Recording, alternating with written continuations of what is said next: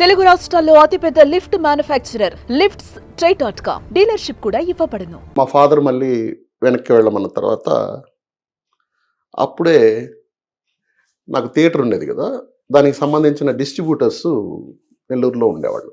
Okay. మన MS Reddy గారి వాళ్ళకి డిస్ట్రిబ్యూషన్ ఆఫీస్ ఉంది నెల్లూరు. అక్కడికి నేను రెగ్యులర్గా వెళ్ళి ఫిలిం బాక్సెస్ తెచ్చి సినిమా రన్ చేసేవాడిని.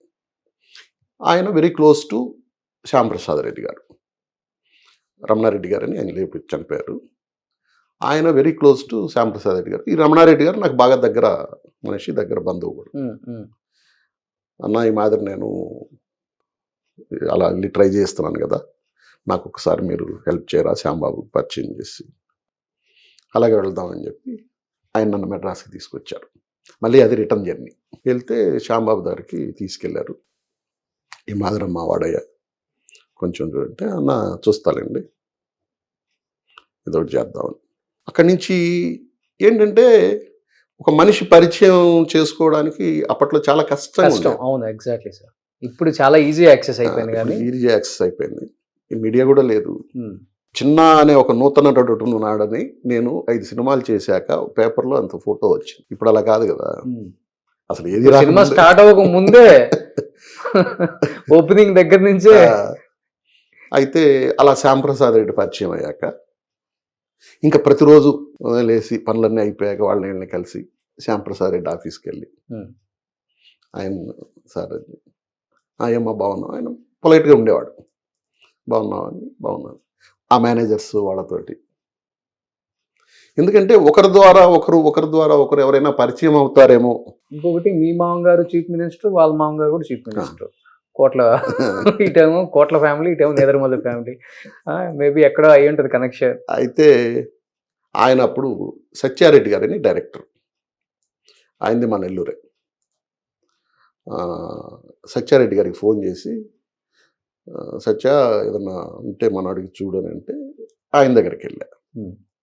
అలా పరిచయం అయిన వాళ్ళని అందరినీ వదిలేవాడిని కాదు. ఇట్లా ప్రతిరోజు వెళ్ళి 1 గంట అక్కడ కూర్చొని ఎవరో మేనేజర్లు పరిచయం అవుతారు. ఎందుకనంటే ఇప్పుడు ఎక్కడన్నా బయట షూటింగ్ జరుగుతుంది, అక్కడికి వెళ్తే ఆ మేనేజర్ కనిపించాడు, ఏం బాబు బాగున్నావా అని అన్నాడు అనుకోండి, అసలు ముందు ఆ ఎంట్రీ దొరుకుతుంది అక్కడికి.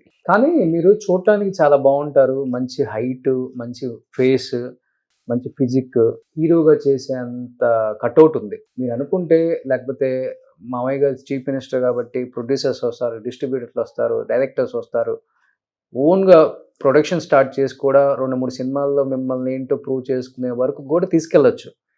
కానీ ఎప్పుడన్నా బాగా అనిపిస్తుంది ఇవన్నీ తలుచుకున్నప్పుడు, అడపా నాకు తగ్గ క్యారెక్టర్లు నేను చేయలేకపోయాను అంటే వేరేలాగా చేసి ఉండొచ్చు కదా. అంటే నాకు ఫస్ట్ థింగ్ ఏంటంటే హీరోగా చేయడం ఎందుకో వద్దనుకున్నా. ఎందుకంటే 1-2 ఫ్లాప్లు అయితే ఈయన మొత్తం బ్లేమింగ్ అంతా నా మీదకి వచ్చేస్తుంది. పక్కన పెట్టేశారు అనుకోండి, ఇంకా మళ్ళీ క్యారెక్టర్స్కి పిలుస్తారో లేదో తెలియదు. వీటన్నిటిలో నేను సెలెక్ట్ చేసుకున్న పందా ఏంటంటే 2 హీరోలు 3 హీరోలు, అదర్వైజ్ కథకి ప్రాధాన్యం ఉండేది, లేకపోతే హీరోయిన్ని ముందు పెట్టి నేను వెనక. అలాంటి సినిమాయే పుట్టింటి పట్టుచీర. అవును, సురేష్ యమునా గారు. ఆ అమ్మాయిదే కథ అంతా, బట్ నడిపించేది నేను. ఓకే. బోయిన్ సుబ్బారావు గారు డైరెక్టర్. అవును, బాగుంటుంది సినిమా, పెద్ద హిట్. నాకు ఇప్పటికీ శివ, పుట్టింటి పట్టుచీర ఈ 2 పిల్లర్స్. రాత్రి అవన్నీ తర్వాత వచ్చేసాయి. మనీ ఆంటీ అవన్నీ తర్వాత వచ్చేసాయి. అందుకని నేను హీరో వద్దు మనకి, ఇలా 2 హీరోలు 3 హీరోలు అలా చేసుకుంటూ వచ్చాను అనమాట. సుమన్ టీవీలో మీ పర్సనల్ అండ్ బిజినెస్ ప్రమోషన్స్ కోసం కింది నెంబర్కి కాంటాక్ట్ చేయండి.